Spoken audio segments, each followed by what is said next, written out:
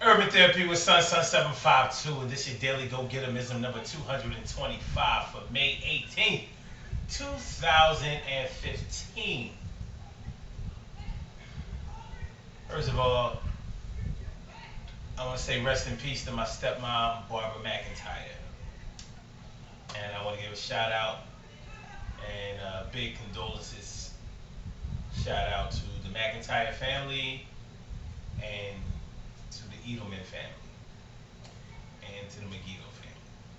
Yo,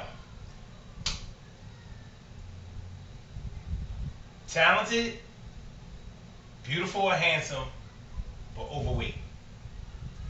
What y'all know about that? Probably know a lot about that because that covers almost everybody on the map. But what separates one from the other is how talented you are, how handsome you are, and how overweight you are. If you go by the body mass index, then almost everybody is overweight. The BMI thing is hard for anybody to get past that and still feel good about themselves as far as their weight is concerned. Before I even talk about the ramifications of any of this stuff, when it comes to your weight, what really matters is how you look and how you feel. And one of the reasons, well, that's one of the reasons why people are running around here calling themselves thick when they really are obese. It's kind of a good thing, but then again, it's kind of a bad thing.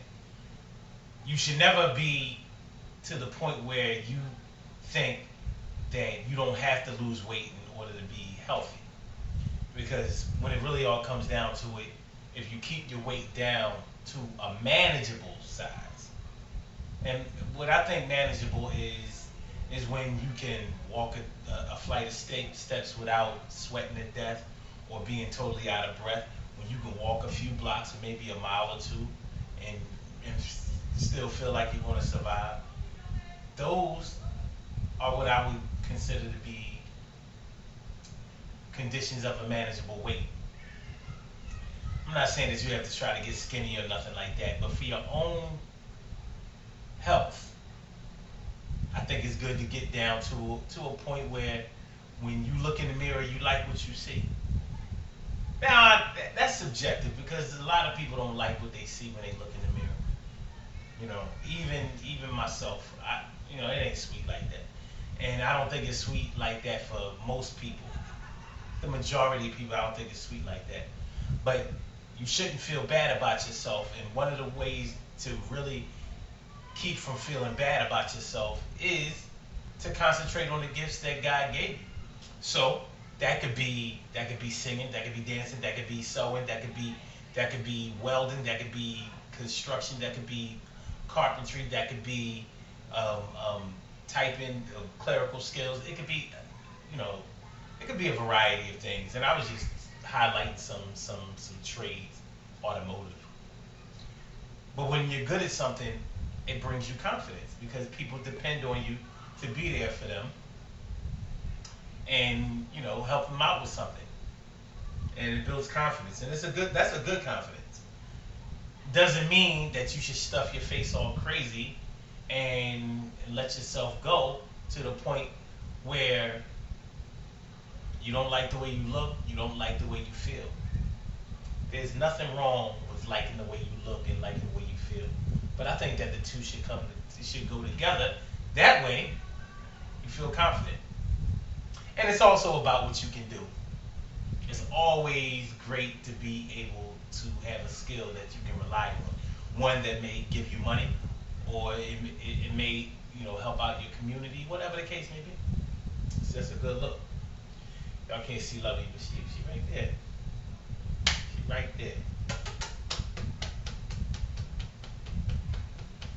Okay. Anyway, beautiful, talented, overweight. Yes, a lot of big people out there are very beautiful. A lot of women out there are just really, really stunningly beautiful in the face. Don't mean you can't drop a few pounds. Don't mean that at all. Don't mean that you don't look good even with the weight that you have. Don't mean that at all. But what I want to do is I want to personalize this to your own, to yourself, because you know how you feel inside. It's not always about what other people tell you. Sometimes you know what's going on all up in here, all up in here, and you want to take care of that. So do the best that you can to take care of it.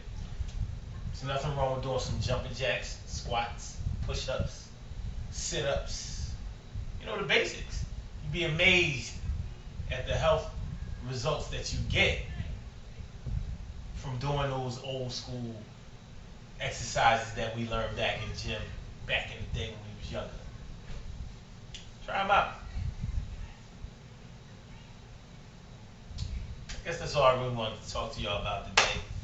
Remember, good things happen to those who wait, great things happen to those who grind, and anything can happen to those who go for theirs. So go hard, go for yours. Get started on a plan that'll make you feel good on the inside and the outside. Get to the point where you like what you see in the mirror, even if it's not perfect, because nobody's perfect.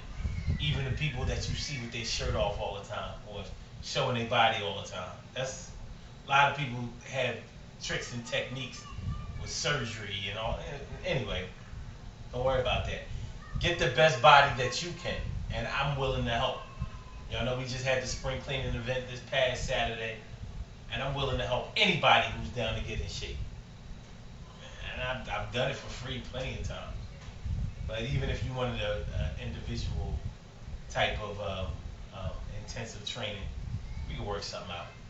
And I'm not even trying to advertise. I'm just telling you a lot of things I do straight from the muscle because I like to see people doing well. UrbanTherapyWithSon.com. And don't forget about our adult class trip coming up on June 6th. We're going to the art museum. A bunch of us going to the art museum, man. We just want to get our culture on. So holla at that. I'll holla at y'all tomorrow.